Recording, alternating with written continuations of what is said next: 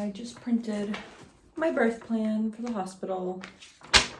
Some key things I mentioned for my labor is that I only want my husband, Colin, to be present in terms of visitors. I would like as few cervical checks as possible because it's so painful. And I want to wear my own laboring gown, have access to a birthing ball, and have my husband like take photos and videos. For pain management, I want to hold off on getting the epidural for as long as possible. Obviously, I would love to have a natural labor, but probably won't. I have a low pain tolerance, but I know that once you get the epidural, like your labor can kind of slow down. So I just want to go as long as I can without needing it, which is what I did with my first daughter too. It's a planned vaginal delivery, and I don't want any episiotomy. And then after my delivery, I want to do 1 hour of skin to skin directly after they take her out, which I think is pretty typical practice at most hospitals anyways. I want to delay cord clamping for 1 minute. If everything goes smoothly and the baby is healthy and I'm healthy, I want to be discharged the next day because we have a toddler at home. I want all of the infant checks and procedures and everything medical to be done in the room with me. And if they have to take her out, then Colin has to go with them. And then the last thing is the baby will be getting all of their vaccines in the hospital except for hepatitis B. Colin and I both tested negative for it, so we cannot transmit it to her. And so I'd rather just have her get that vaccine like later at a pediatrician appointment down the line. This hospital has laboring tubs in every single room, which I think is so cool. Did not have that the first time around. So assuming I don't have to be induced, which I'm going to try to avoid as long as possible, I might try a birthing tub, like for my contractions. I would love to have a natural delivery, so I'm just glad that this hospital has a lot more in terms of resources like that. This hospital also has a level 3 NICU, which is reassuring, and they have like a whole team of midwives and doulas that assist with things like natural delivery. So I really like that about it. It's I get the sense that they're very like open to people's wishes when they go into labor, which is exciting.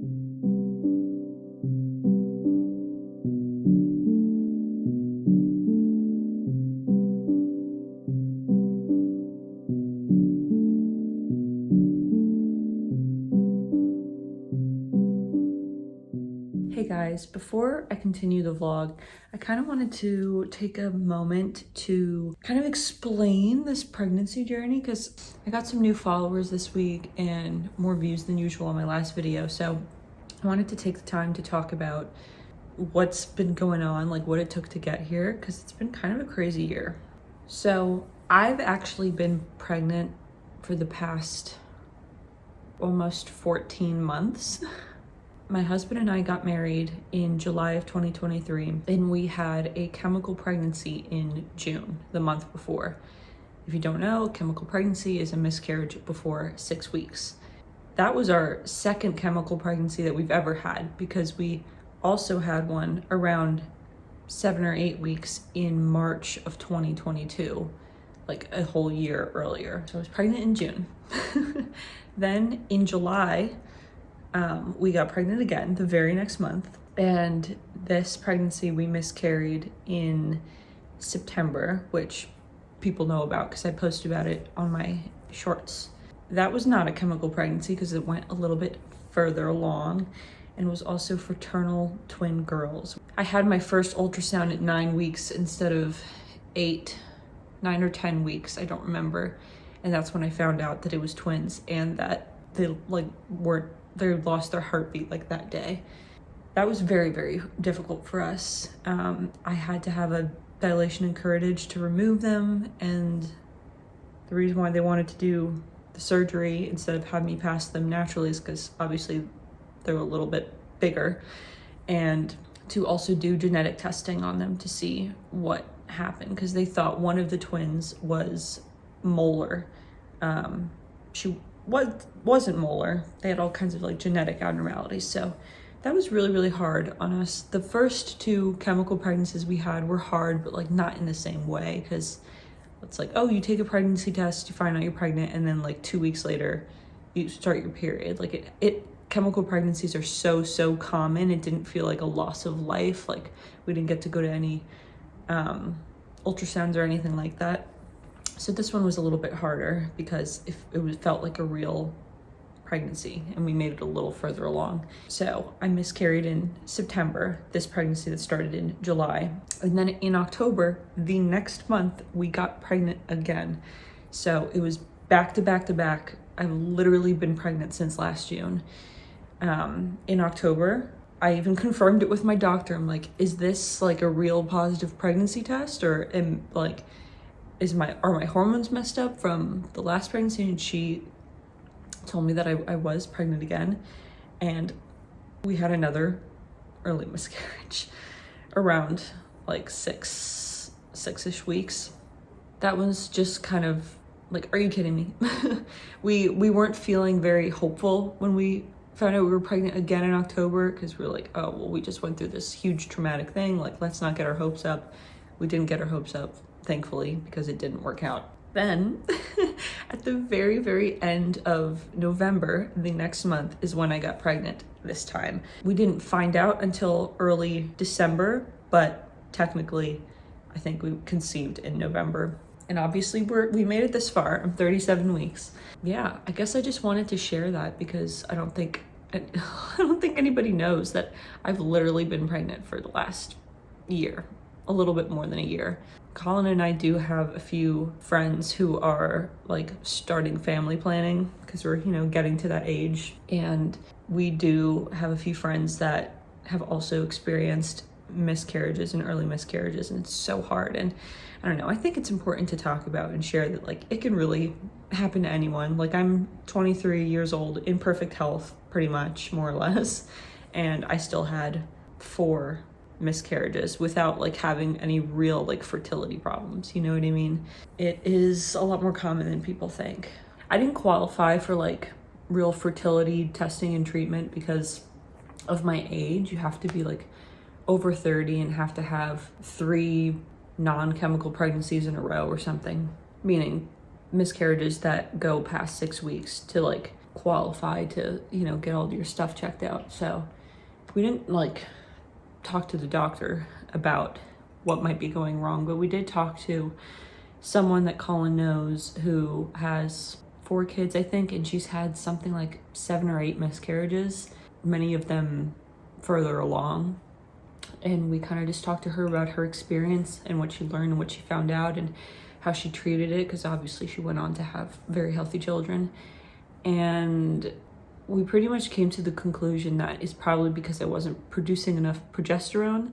The reason why most miscarriages happen before 12 weeks is because your body's not producing enough progesterone, because around 12 weeks your placenta starts producing it for the baby. And most doctors will give you a progesterone cream or pill if they suspect that your levels are low, because you can't really take too much of it at that stage. It's pretty safe to like supplement it. And I think my doctor even offered it to me, but instead what I did was go on this natural supplement called chasteberry extract. I'll put a picture of it on the screen, because that's a very common supplement people use to regulate their hormones for their menstrual cycles, if they have PCOS, or if they're trying to get pregnant. And obviously this pregnancy stuck, so I would like to think that taking that supplement is what did it after like 3 miscarriages in a row this summer. In addition to that, obviously, like, sperm health is extremely, if not more important. So Colin and I like weren't drinking, we weren't smoking, not that either of us smoke anymore, but we were eating really, really well. And Colin was even doing like cold therapy down there, because that's supposed to be very good for your sperm count and sperm health. We just did all the things, but I think what really helped us this round was the supplement I was taking. I think it was just a hormonal issue, because that's the number one reason why people have chemical pregnancies is genetic abnormalities or like not enough progesterone. So that's what I did. I don't know for sure that that's why I got pregnant, but that's what I think is the cause. I wasn't classified as like high risk this pregnancy, I don't think, but I have had more ultrasounds than what's normal, but not like, how do I explain this? If you have a high risk pregnancy, I'm pretty sure you have to get an ultrasound like every single week in the last trimester or the middle two. Like, I'm pretty sure you get a lot more. I've had quite a few this pregnancy just because even though I'm not technically high risk, like all my tests came back really good. I have low blood pressure, all that. I think they were just nervous since I had so many chemical pregnancies that they just wanted to like be more cautious. So I have had more ultrasounds than normal this time around. And there were like complications that came up that thankfully resolved themselves. Like they thought the baby had I don't remember what it's called. I'll put it on the screen. And a mass in its stomach. Both of those things resolved themselves, which is great. My NIPT testing came back great. You know, everything is normal and healthy, thank God. But it's been kind of a wild year. The reason I was able to get back-to-back pregnant literally every single month is because I'm pretty good at tracking my cycle naturally. I consider myself to be very in tune with my body, and I can feel it. I can feel it in my body when I'm ovulating. Like I feel the ovulation cramping, and I have a very regular period. So it's very easy for me to plan pregnancies, as weird as that sounds. So I think that's why it was so easy for us to get pregnant back to back, is because I knew exactly when I was ovulating. I also knew last summer, I knew it was twins even before we got confirmation over it. Like it was something I felt in my body, just like a sense of knowing. I was like, no, this is, I like can feel it. I think I think we're carrying twins. And I remember telling Colin that, like literally as soon as we found out we were pregnant, I was like, I think it's twins. Like I just knew it. And you know, we joked about it. He's like, if you end up actually being pregnant with like twins, you're a witch, because there's no way for you to know that. But it was true, which is crazy. I think part of it was that I bloated really, really quickly. Like I felt like I was showing already, even at like 2 months. And I don't know, I just knew, and I was right. So that feels pretty weird that happened, that I like had that intuition and was correct. That's all I wanted to say, I guess, was to just share a little bit about our fertility journey. It's been kind of insane.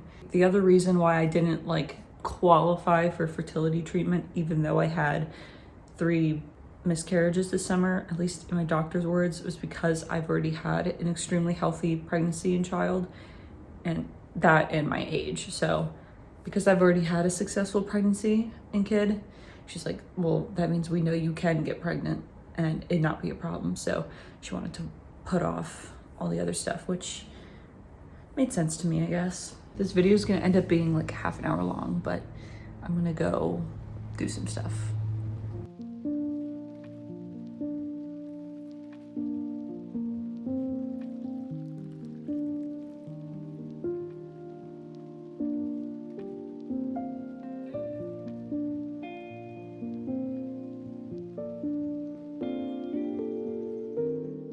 My husband and I were supposed to go drop off some forms at the pediatrician today for my daughter, since she's starting school, but I feel like he's still on a call, so hopefully we'll leave soon.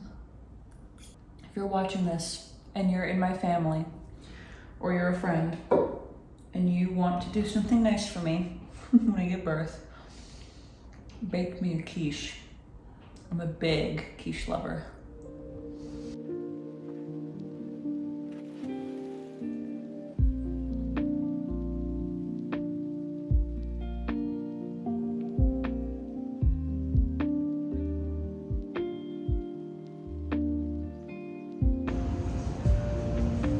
I love you. We filed the petition to change our daughter's name, and then we got ice cream. Good dad. I got green chocolate chip. What'd you get? Chocolate chip cookie dough. Solid.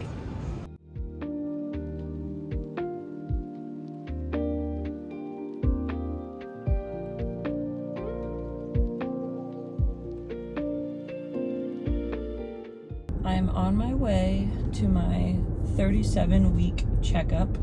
This is the end of my 37th week though. I'm almost 38. I just got the test results back from my last blood work, and apparently my iron has improved a little. It's still lower than the normal range, but getting better. But my platelet levels are pretty low, and my doctor warned me that if they drop below 80,000, then I will probably get denied an epidural, which is crazy. If it is, obviously, everything will be fine. I looked it up though, like why can't you get an epidural if you have low platelets? And apparently it can cause a hematoma in your spine and like permanently injure your spinal cord and cause like neurological damage. So it's pretty serious. My platelets aren't that low yet, but they just want to keep monitoring it. So that's my only update. Other than that, things are looking pretty good. They are probably going to test my iron levels again in another week or two. Just because if they're still low, they might want to do a transfusion before I go into labor. Or maybe while I'm in labor. I don't really know how it works, but basically the problem with having anemia when you're pregnant is that you could not handle major blood loss very well. And I remember with my first pregnancy, I was not anemic, but I still lost a lot of blood, and like I didn't have any major issues, but I had like fainting problems. Like I fainted when I sat up or stood up pretty much the entire 2 days I was in the hospital. Like I could not move without the nurses coming in and like helping me. They had to carry me to the bathroom if I had to go, like literally hold up my limp body over the toilet. Like I had such a bad fainting problem after I gave birth, and I, had an IV for my whole hospital stay. I don't really know what the issue was, but I wasn't even anemic then, is what I'm saying. So I can imagine that I will have a similar issue this time around. Just like not handling the blood loss super well. I'm also getting another growth scan in about a week because my baby is measuring in the 97th percentile. She's enormous apparently. And more than the weight, they're concerned about her width because they are worried that if her shoulders are too wide, she could get shoulder dystocia. So at my next ultrasound, they're gonna like assess whether or not they think I should be induced, I guess, or have a C-section.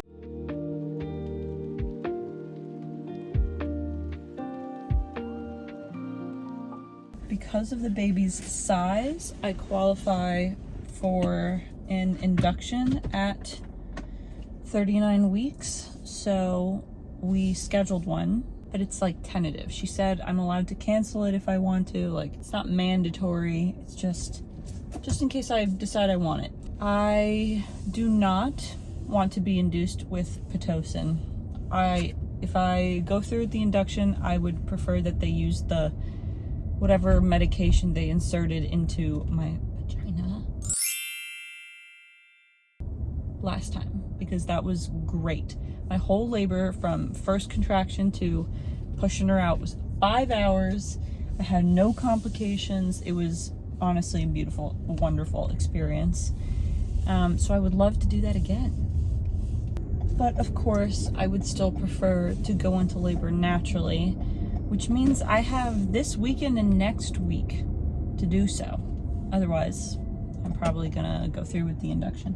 The past 2 days, I've been pumping on like a really low, gentle setting, just for 5 minutes on each side to collect colostrum. I'm allowed to pump because I'm past 37 weeks, so it's not like a danger or anything. And I don't know, I'm hoping maybe if I keep doing that, it will get things moving. I honestly don't know. I don't know. This might be TMI for a lot of people, but it's the truth. The medication that they use to induce you if you don't get Pitocin, like the more mild one that it's like a pill you insert. It's just basically prostaglandin, which is a hormone that ripens the cervix. And prostaglandin is found in sperm. Like, it's like a whole thing. Like, doctors are pretty split on telling you whether or not having sex can induce labor. Some doctors will say yes, some will say no, but technically it's not intercourse, it's the hormone prostaglandin found in the sperm. So can always try that. I will keep you guys updated. Right now I'm gonna go home.